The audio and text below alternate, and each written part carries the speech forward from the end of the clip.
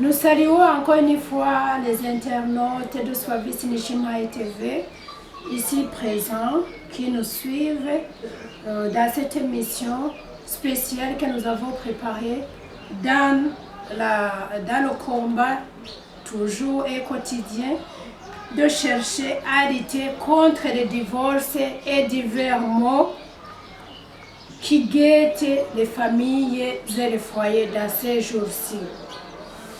Il y a une semaine et quelques jours, nous avons eu une révélation comme quoi une solution ou remède qui va résoudre presque tous les problèmes familiaux se trouve dans la nouvelle naissance. On l'a déjà communiqué et on veut le faire encore pour que vous obteniez de clarifications suffisantes. En parlant de la nouvelle naissance, nous allons nous baser comme d'habitude à la parole de Dieu. Nous allons lire l'évangile de Jésus-Christ selon Jean, chapitre 3, versets 1 à 7 et 2 Corinthiens 5 à 17 où nous trouvons la signification de la nouvelle naissance. Au fait, il n'y a généralement pas de nouvelle naissance sans l'ancienne naissance. Beaucoup de gens nous demandent comment procéder à la nouvelle naissance. Quelle est la différence entre la première naissance et la deuxième naissance, c'est-à-dire l'ancienne naissance et la nouvelle naissance? Je vais clarifier ça en prenant l'exemple de la naissance charnelle. Lorsque nous naissons et venons du ventre de nos mamans, ça c'est la naissance dans la chair, c'est la première naissance. Nous sommes expulsés et nous sommes reçus du ventre de notre maman par les proches, par les médecins, par les mamans, les sages mamans qui sont apprêtés pour nous recevoir. À cette époque-là ou à cette étape-là, il y a la poche des os qui doit être remplie ou bien qui doit se rompre. Et après cette après que la poche des os soit remplie, une créature apparaît. Ça veut dire qu'une naissance apparaît. Et on célèbre la naissance d'un enfant dans la famille. Ça, c'est la naissance charnelle. C'est la première naissance. La deuxième naissance, je la résumerai à ça. Au fait, lorsque nous acceptons Jésus comme notre roi et notre Seigneur et Sauveur, c'est la première étape de la nouvelle naissance qui est cette fois-ci spirituelle.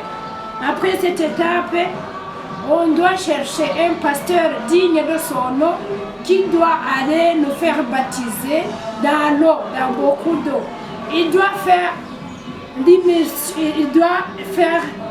il doit nous immerger dans l'eau. On va dans l'eau et puis on remonte. Dans cette immersion dans l'eau, c'est la signification de la mort avec Christ. Et lorsqu'on nous tire de là, c'est la résurrection avec Christ.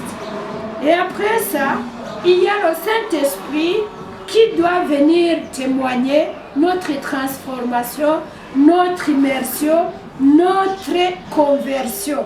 Et là, c'est l'étape de la naissance spirituelle dans l'eau et dans l'esprit. Comme Jésus l'a dit dans Jean 3 et à 7 que vous allez vous-même lire. Et après ça, qu'est-ce qui va suivre? Normalement, lorsque cette étape est franchie, le Saint-Esprit nous prend comme son enfant ou l'enfant à sa charge, il nous prend et nous justifie devant notre Père, devant le Père de toutes les nations. Et puisque c'est lui qui nous justifie, ça veut dire que tous nos anciens péchés sont passés. Nous devenons une nouvelle créature, sans faute, sans péché, sans tâche. Et là alors le fardeau revient à l'Esprit Saint qui va être notre guide quotidien, journalier même, pour nous éviter de nous retourner dans nos anciens péchés ou dans nos anciennes fautes. Il s'occupe de notre transformation. C'est le Saint-Esprit qui doit s'occuper de notre transformation. Et lorsqu'il nous transforme, qu'est-ce qui se produit? Ça veut dire qu'il crucifie, le Saint-Esprit crucifie les œuvres de la chair à nous, pour ne pas continuer à vivre sous l'emprise du péché, pour ne pas rester dans les mêmes attitudes que le passé, pour changer de voie et moyen de vivre. Il crucifie les œuvres de la chair à nous. Et lorsqu'il crucifie les œuvres de la chair à nous, il fait quoi? Il produit à nous une sanctification. Qu'est-ce que veut dire sanctification? Ça veut dire il nous met à part. Une sanctification signifie une mise à part. Et lorsqu'il nous met à part, il produit des fruits à travers de nous. Ça veut dire que nous sommes épargnés d'attitudes qui sont faites par d'autres personnes. Nous sommes guidés, nous sommes dirigés par le Saint-Esprit qui ne va pas accepter en aucun cas que nous œuvrons de la même manière que dans notre passé.